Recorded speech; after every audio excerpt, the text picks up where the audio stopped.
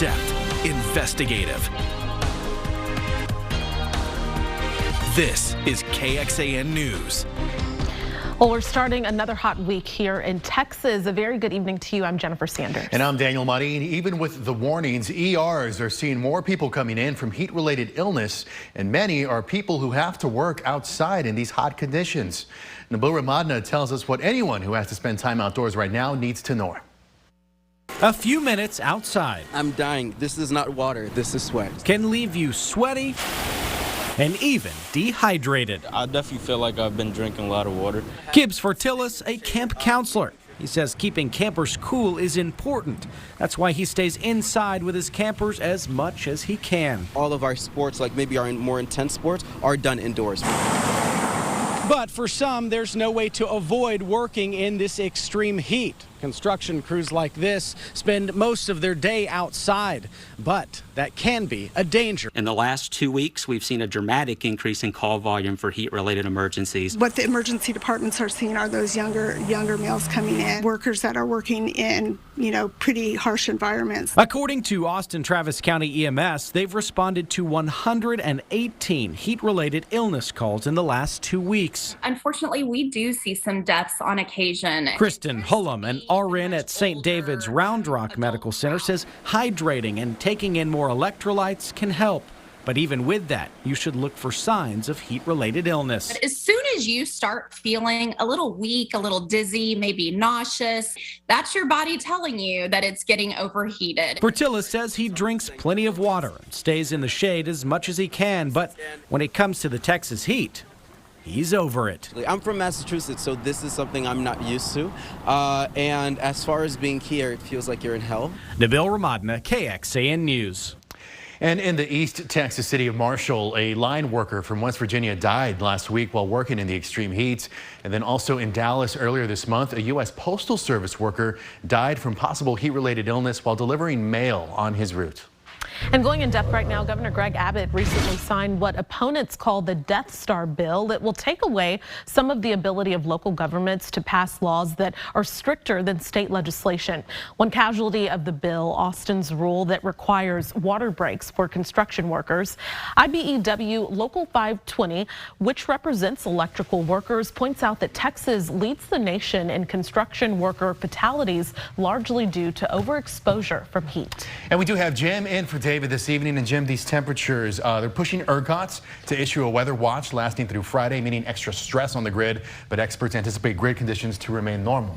Yeah, losing power for an hour or two because of the extreme heat is the least of our worries. I mean, this is dangerous, deadly heat. You reported on the construction worker. We've had local construction workers who have been reported to be transported to the hospital from a heat stroke, actually.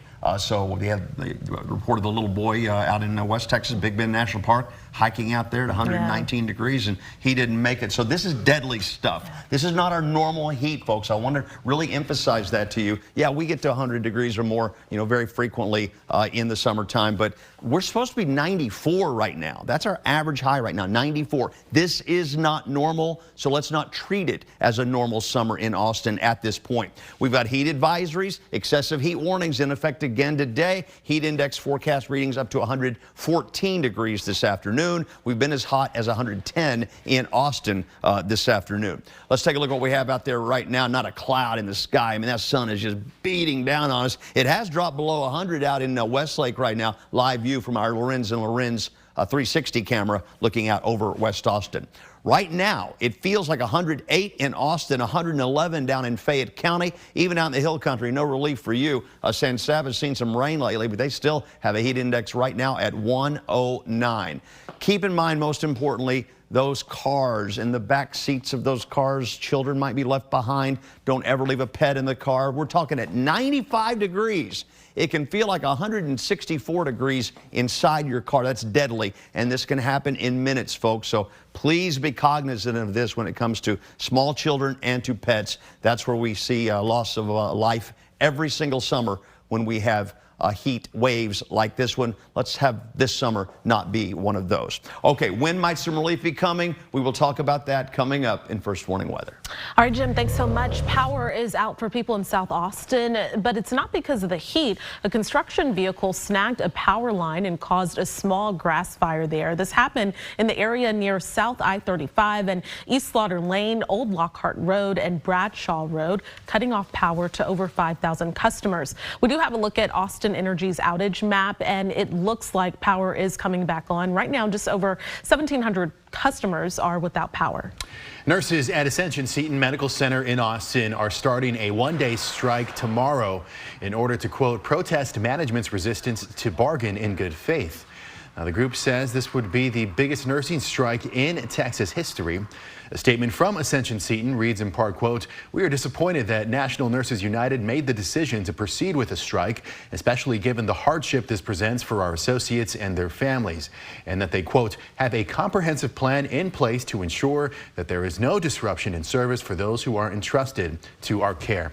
Now, we've reported the hospital is bringing in outside credentialed nurses to fill in. The 24-hour strike starts tomorrow morning at 6:45.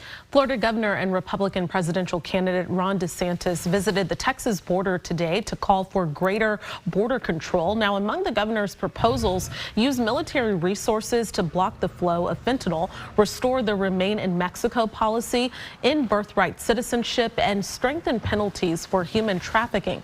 He also vowed to reform the system of asylum, which he says has been abused. We'll make it very clear to people. We'll make it very clear that while we support the idea of bona fide asylum, 90+% of these cases are not legitimate, and it's being used to be able to shoehorn them into this country against the law. So we're going to definitely do that. To other news now, U.S. Secretary of State Antony Blinken says the turmoil and near mutiny in Russia has revealed cracks in Vladimir Putin's power that could have implications for the ongoing war in Ukraine. And as NBC's Alice Barr reports, President Joe Biden is speaking about how he's coordinating with allies as President Putin addresses his nation. Global fallout today from this weekend's short-lived but dramatic armed rebellion in Russia when the Wagner mercenary group seized a key Russian city and marched stunningly close to Moscow before apparently striking a deal and turning around. It posed the biggest threat to President Vladimir Putin's power in more than 20 years. President Biden saying he's been in close coordination with NATO allies. We gave Putin no excuse to blame this on the West or to blame this on NATO. We made clear that we were not involved. The Russian mercenary chief, Yevgeny Prigozhin, filmed Saturday among a cheering crowd in the Russian city his men had captured, is now believed to be in Belarus.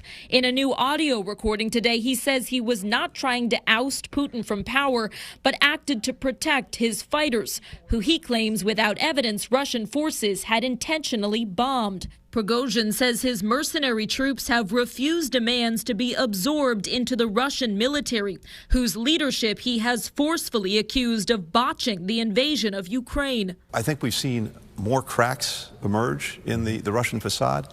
It is too soon to tell exactly where they go. President Biden says he's been in close contact with Ukrainian President Volodymyr Zelensky, seen today greeting troops near the war's front lines. President Putin addressing the Russian people tonight, vowing to hold the rebellion's organizers accountable while thanking the individual Wagner Group troops for stopping their march and avoiding bloodshed, as Moscow scrambles to project authority with the world watching. In Washington, Alice Barr, NBC News. The shooter accused of killing 5 in a Colorado nightclub last year is heading to prison. How long they'll be behind bars? And they say everything is bigger in Texas, but that's actually now true for Tennessee. We have a look at the world's biggest gas station, a Texas favorite that just opened up there. The shooter who opened fire at a Colorado Springs LGBTQ nightclub, killing 5 people and hurting 17 others, will spend the rest of their life in prison. 23-year-old Anderson Lee Aldrich, who identifies as non-binary, was given 5 life sentences without the possibility of parole for the murder charges, as well as an additional 2,200 years for attempted murder. Aldrich pleaded guilty as part of a deal that assured a sentence of life in prison. Well, we now know how Days of Our Lives actor Cody Longo died after being found unresponsive in a home here in Austin back in February. The medical examiner's report we obtained says he died from chronic alcohol abuse. The report also states numerous bottles of alcohol were found at the scene, and a family member says Longo had a, quote, history of significant alcohol consumption. Well, 8 years ago today, marriage became legal for same-sex couples in the United States, and a Travis County judge is honoring that anniversary, how he's making sure couples get their special day for free. Well, our drought is expanding as we continue to see well below normal rainfall in the Austin area. In fact, this is supposed to be a wet month for us. We should have about 3 inches by now on average. We're only at 1 inch at Camp Mabry, and the drier you get, the hotter you get. This is not a good situation. We'll talk about the heat wave in progress right now and how long to expect it coming up. Times have certainly changed from the 1980s, with gas stations now offering far more than chips and sandwiches. And here in Texas, we know that that is true for Buc-ee's. And now everything's bigger in Texas. That mindset is headed to Tennessee. NBC's Kathy Park was there to welcome the world's largest Lone Star State staple to the volunteer state. This morning, the largest gas station in the world is open for business. Right next door to the Great Smoky Mountains, the newest Buc-ee's in Sevierville, Tennessee, is supersized, spanning 74,000 square feet, with 120 gas pumps, more than 350 employees, and a larger-than-life beaver mascot that can be seen for miles on the interstate.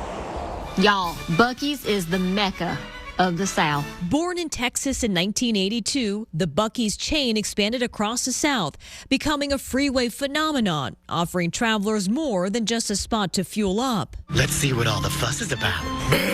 What, in the Walmart gas station? Y'all, I think I'm in love. What's the best way to describe Buc-ee's? Well, Buc-ee's is a travel destination. According to a recent survey, these days many consumers are taking their time to enjoy the amenities that gas chains have to offer, spending anywhere between 16 to 24 minutes per stop. And some will even drive up to 20 minutes out of their way to visit a favorite station. Cleanliness, prices, food quality, and customer service keep them coming back. Let's give it up for Angela! Angela calls herself a true Southern girl and is now bringing years of experience in the kitchen to Buc-ee's. My grandmother taught me to make all the good homemade fudge. Her coworker Mindy worked 16 years as a teacher, leaving the classroom for a whole new experience. I'm originally from Arizona, so when I heard it was coming in, I was like, what is a Buc-ee's? This year, Buc-ee's took the top spot as Forbes Customer Experience All-Star. Welcome to Buc-ee's. Scoring points for their friendly staff. Everybody's so nice. I love it. Bathrooms and their barbecue. Chopped brisket on the board. Chopped brisket on the board. We slow smoke it, we season it up, we inject it, and we get it out to the store. And we slice it up fresh for you right in front. Randy Pauley is the director of barbecue operations, who handed me my own Buc-ee's badge. All right, now we're Now I'm official. An honorary pitmaster for the day. And put me to work making their signature brisket sandwich. Look at all that barbecue. I can do this all day. You got this. Look at that sandwich. I'm telling Am I you. hired? You're in. Okay, so that was Kathy Park reporting. And don't worry, everyone. Texas will take back the title for the world's biggest gas station. Buc-ee's is constructing a 75,000 square foot location in Luling. You just passed by. Yeah, I was there over the weekend. Had some barbecue. It never disappoints. Yeah, we got to spread the love to the rest of the world, right? They're everywhere. I know. Up and down I-35. You know, I go to Oklahoma a lot to see my family, and I always stop on the way up and on the way back and try to figure out what I'm not going to take home this time. Pickled okra last time was my new thing, and it's fantastic, let me tell you. All right, let's get into the almanac here. I want to show you the high temperature today. At least we didn't get to the record. 109 is 105 degrees this afternoon. 78 degrees the morning low, close to the record, but not quite there. Our normal right now is 94, by the way. Did you see that? Heat advisories, excessive heat warnings in effect. The heat warnings in red, the heat advisories in orange, with forecast heat index readings up to 114 through 8 p.m. tonight. These will be in effect again tomorrow, in fact, all the way to Friday, right? All right, current temperatures around the area. Upper 90s down to the southeast. Everybody else still above 100. 106 degrees in the Llano area. These are thermometer readings. These aren't the heat index readings, meaning you combine the humidity and the temperature and how hot does it feel out there when it's so sultry. These are those temperatures. It feels like 112 in the shade in LaGrange right now, 108 in Austin, 110 in Georgetown. Again, these are dangerous levels of heat. You can easily exert yourself too much out there in the heat. So frequent breaks, stay out of this afternoon sun, air conditioning when possible. If not, at least find some place to cool down or some way to cool down. Go to KXAN.com, by the way, and click on the main weather story today. We've got a special link today to family elder care. We already need fans. You've been seeing the announcements for our coming fan drive. We need them now. We need them right now. We've got a link for you there to get to Family Elder Care to donate to the summer fan drive. Lake Travis, it needs water in it. It's 45% full. It would take 32 feet of water, 3 stories of water, just to get this 65-mile-long lake back to its average level for June. So yeah, we got a lake drought too. 102 is the current temperature at Lake Travis. The water feels good right now. 103 in Austin, feels like 108. Pollen count today, mold is medium. Grass showed up today, hickory and oak in the low category. That is all. It's worse elsewhere. It's 111 in San Angelo at this hour. San Angelo twice in the last week has hit 114 degrees, both times breaking their all-time hottest temperature ever. Why is it so hot? We have a heat dome just parked right on. It's actually centered just a little bit to the west, and it's going to be shifting our direction. So tomorrow, Wednesday, going to be awful around here, but then it slowly begins to shift on eastward too, taking a little pressure off of us, bringing the temperature down a little bit, maybe even allowing for a rain shower to return to the area, although most of that activity will continue to rotate around us as higher pressure will be the dominant weather feature for us. If we do get rain over the next 7 days, that's what we're looking at. I mean, that is nothing. Tonight, 78 for an overnight low. That is a near record warm low in the morning. Tomorrow, I bet we hit 105 again. Dangerously hot weather will continue. 7-day forecast. Now, remember how the high kind of shifts slowly east? As a result, the temperatures slowly come down a little bit. Now, again, this is still way above normal, but at least we could get back below 100 degrees here in about a week or so, maybe even some rain about a week from today. We'll be right back. New this evening, prosecutors will seek the death penalty against Brian Kohberger, the man charged in the quadruple murder of 4 Idaho college students. This as his attorneys are working to clear his name, and they're accusing the state of hiding in its entire case by seeking to protect information about the genetic genealogy investigation they say led to his arrest. Now, in their finding, Kohberger's lawyer claims 2 additional sets of male DNA were found within the victim's house, as well as another unknown male's DNA on a glove found outside the house days after the murder. Now, this comes after prosecutors found Kohberger's DNA to be a statistical match to DNA found on the knife sheath that was found at the scene of the murders last November. Tomorrow, both sides will face off in court again. Kohberger's lawyers will argue for the release of materials they say are needed to contest his grand jury indictment. Well, 8 years ago today, the Supreme Court determined that the Constitution recognizes a national right to same-sex marriage. Earlier that year, the Travis County Clerk's Office issued the first marriage license to a same-sex couple in Texas. And to honor the day, a Travis County judge is making sure that right stays true by offering to marry people free of charge. KXAN photojournalist Frank Martinez was there for 24 Couples Special Day. I was blown away when I heard that this was going to happen, and it was the right decision. I knew immediately. I texted him and was like, so we have a wedding date now. In sickness and in health, to love and to cherish, as long as we both shall live. I just think that it's an honor and a privilege to be here and show everybody that all parts of our government in Travis County, including the judiciary, really respects everybody in our community. I get to now say I'm dedicated to you, and I get to live my life for you and with you. By the powers vested in me by the state of Texas, I now pronounce you married. You a kiss?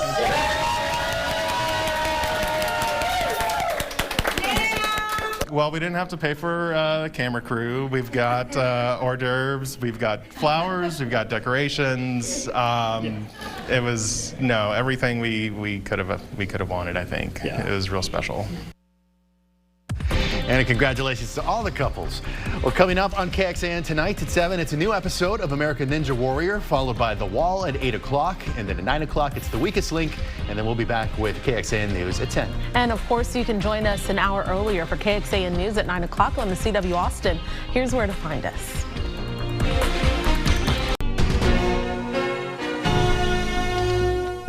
Thanks for listening to KXAN News Nightly. You can also listen to KXAN News Today every morning for more in-depth coverage of what matters most to you.